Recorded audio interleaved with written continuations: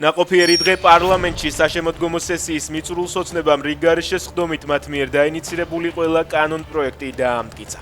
ემიგრანტებს საზღვარგარეთ ხმის მიცემა აუკრძალეს, საბოლოოდ დაუჭირეს მხარი სამხრეთ ოსეთის ადმინისტრაციის გაუქმებას.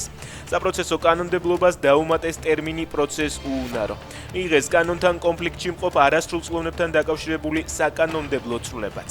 გააუქმეს ანტიკორუფციული ბიურო, პერსონალურ მონაცემთა დაცვის სამსახური და ბიზნეს ომბუდსმენი.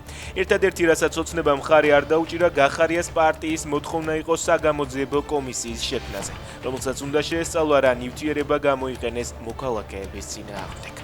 განადგურებული, გაუბედურებული, რეპუტაცია დაკარგული, ასე პასუხობს კალაძე ევროკავშირის 26 ქვეყნის კრიტიკულ შეფასებას და მოწოდებას, რომ ოცნებამ დაუყოვნებლივ უნდა დააკმაყოფილოს ვიზა ლიბერალიზაციის მოთხოვნები.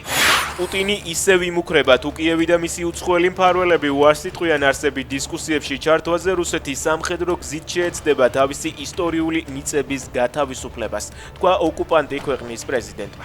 მისი მტკიცებით რუსეთი ომში წინ მიიწევს.